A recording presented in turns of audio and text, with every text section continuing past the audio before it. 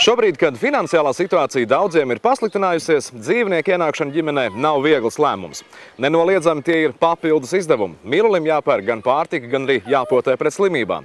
Taču tie, kas savā paspārnē ir paņēmuši kādu četrkājainu draugu, zina, dzīvnieka mīlestība atmaksājas simtkārtīgi.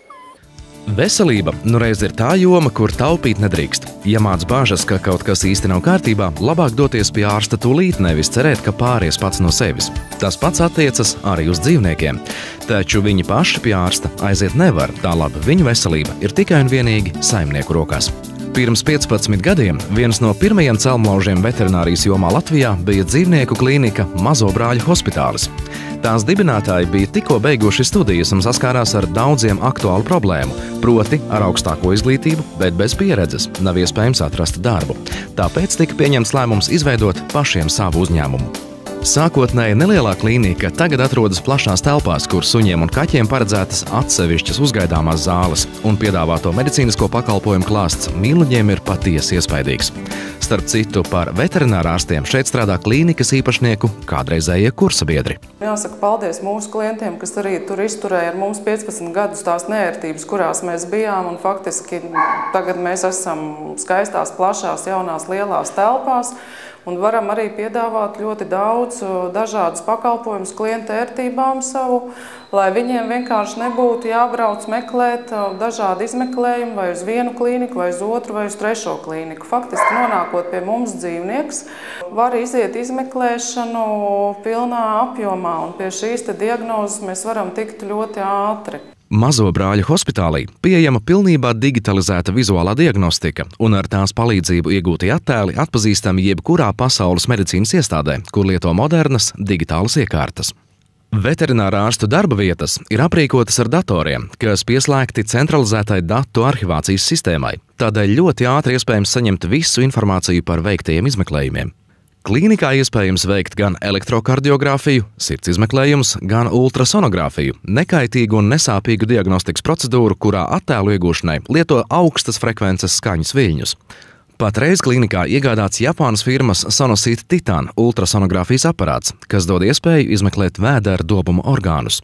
Ja četrkājainais pacients nosūtīts uz ultrasonogrāfiju, viņš nedrīkst būt ēdis vismaz 10 stundas, savukārt dzert drīkst tikai ūdeni. Protams, klīnikā tiek veiktas arī dažādas ķirurģiskas operācijas, pieejama ortopēdija, terapija, kā arī profilakse un potēšana. Šoreiz mums ir iespēja izsekot vienam no diagnostikas procesiem, ko iespējams veikt Mazobrāļu hospitālī. Klīnikā ieradies saimnieks ar savu mīluli, kuram ir kustību problēma. Dzīvnieks laiku pa laikam klibo. Vispirms četrkājainajiem pacientam tiek paņemti asins paraugi analīžu veikšanai.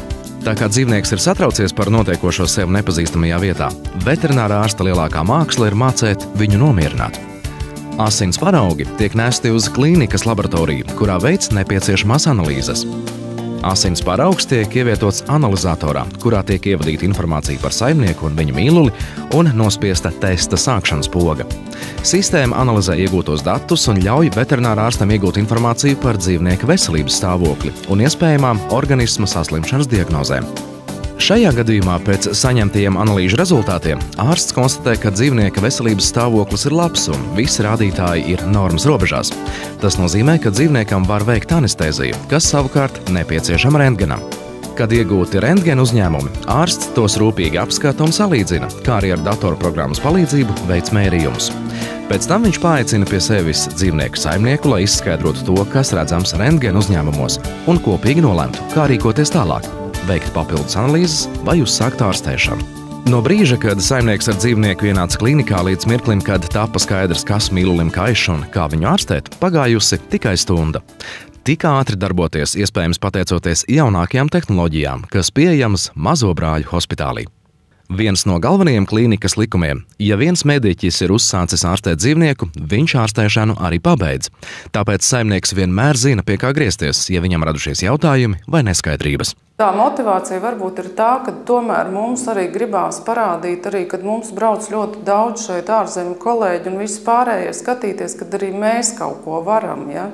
Kad mēs tomēr neesam tādi, kas neko nevar, un otrs ir tas, ka tomēr to, ko es teicu, ir rūpes par šo dzīvnieku. Tomēr ir jāiet uz priekšu, ir jāiet uz augšu, un tā ir arī tā veiksmes atslēga. Es domāju, ka mēs nestāvam uz vietas, kad mēs esam attīstībā visu laiku. Jo, ja mēs būtu stāvējuši uz vietas tur, kur mēs bijām gadu atpakaļ, es pieļauju domu, ka mūsu varbūt vairāk nebūtu kā tādu mazo brāļu hospitāļu, jo mēs zinām to, ka ir šīs lietas šajā ekonomiskajā situācijā notiek ļoti ātri.